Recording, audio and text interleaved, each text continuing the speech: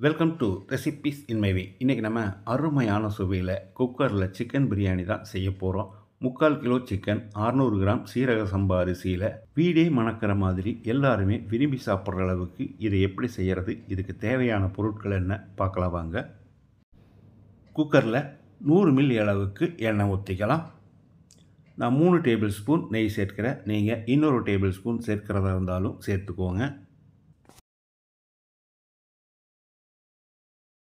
3 துண்டு பட்டை, 2 நட்சத்திர சோம்பு, 2 மராட்டி மொக்கு, 5 ஏலக்காய், 5 கிராம்பு, கொஞ்சமாக கல்பாசி, ஒரு சின்ன ஜாதிப்பூ, 2 பிரியாணி இலை, 1 டீஸ்பூன் சோம்பு, 200 கிராம் அளவுக்கு பெரிய வெங்காயம் நீல வாக்கில் நறுக்கினது.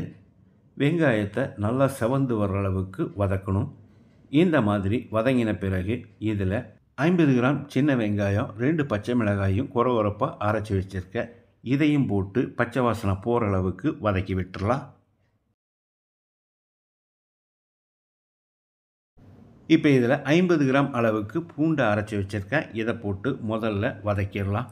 பூண்டோட பச்சை வாசனை போகிறதுக்கு ஒரு 1.5 நிமிஷம் பிடிக்கும். பூண்டு பச்சை வாசனை போகிற அளவுக்கு வதங்கின பிறகு 50 கிராம் அளவுக்கு இஞ்சியையும் அரைச்சி வச்சுருக்கேன். இதையும் போட்டு மறுபடியும் ஒரு 1.5 நிமிஷம் வதக்கி விட்டுடலாம்.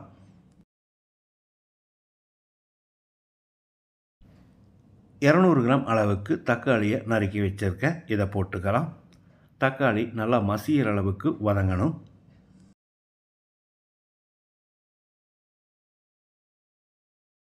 தக்காளி மசிகிற அளவுக்கு வதங்கிடுச்சு. ஒரு கைப்பிடி அளவுக்கு புதினா இலையை போட்டுக்கலாம். அதை விட கொஞ்சம் குறைவாக மல்லி இலை.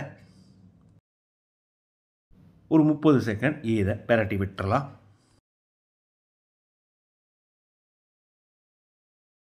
இப்போ இதில் 1 டேபிள் ஸ்பூன் மிளகாய்த்தூள், 1 டேபிள் ஸ்பூன் காஷ்மீரி மிளகாய்த்தூள், இது இல்லைன்னா 1.5 டேபிள் ஸ்பூன் சாதாரண மிளகாய்த்தூள் போதும். ஒரு 10 செகண்ட் இதை பிரட்டி விட்டுறலாம்.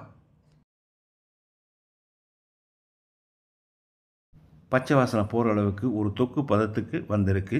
இப்போ இதில் 1/2 கப் அளவுக்கு கெட்டியான புளிப்பில்லாத தயிரை ஊற்றி கலந்து விட்டுறலாம்.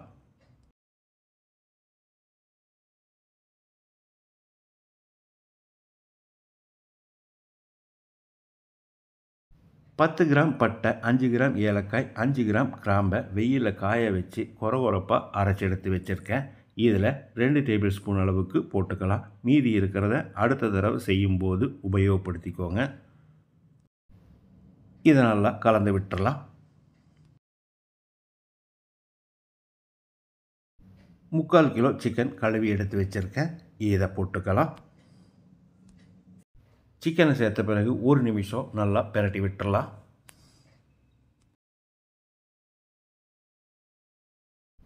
சிக்கன் வேகிறதுக்காக ஒரு 1/2 கிளாஸ் அளவுக்கு தண்ணி ஊற்றி கலந்து விட்டு மூடி வச்சிடலாம்.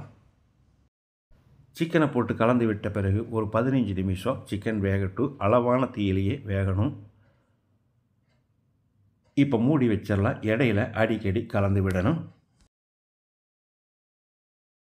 சிக்கன் 3/4 பதத்துக்கு வெந்திருக்கு. இப்போ இதில் உப்பு போட்டுக்கலாம். 2 டேபிள் ஸ்பூன் உப்பு சேர்க்கிற. பத்தலைனா மறுபடி கூட போட்டுக்கலாம். கொஞ்சம் உரப்பாக இருக்கிற மாதிரி பார்த்துக்கோங்க.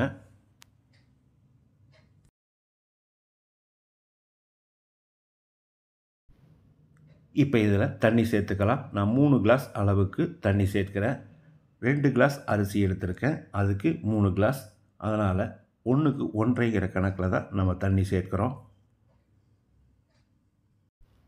ஒரு 5 நிமிஷம் கொதிக்கட்டும். மூடி வச்சிடலாம். நல்லா கொதித்து வந்துருச்சு. இப்போ இதில் நம்ம அரிசியை சேர்த்துடலாம். 1/2 மணி நேரம் சீரக சம்பா அரிசியை ஊற வச்சுருக்கேன். இதை போட்டுடலாம். இதோடைய பாதி எலுமிச்சம்பழத்தோட சாறையும் புழிஞ்சு விட்டுக்கலாம்.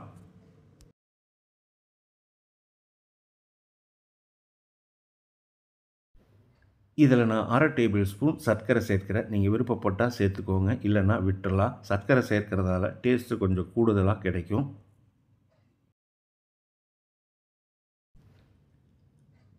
இப்போ குக்கரை மூடி அளவான தீயில் 2 விசில் விட்டு அதுக்கு பிறகு ஒரு 15-20 நிமிஷம் கழித்து திறந்துக்கலாம். 2 விசில் அடங்கின பிறகு ஒரு 20 நிமிஷம் கழித்து திறந்துக்கலாம். வீடே மணக்கிற அளவுக்கு அருமையான சுவையில் நம்மளோட சீரக சம்பா சிக்கன் பிரியாணி குக்கரில் ரெடி ஆயிருச்சு. எந்த அளவுக்கு உதிரியாக வந்திருக்குன்னு பாருங்கள்.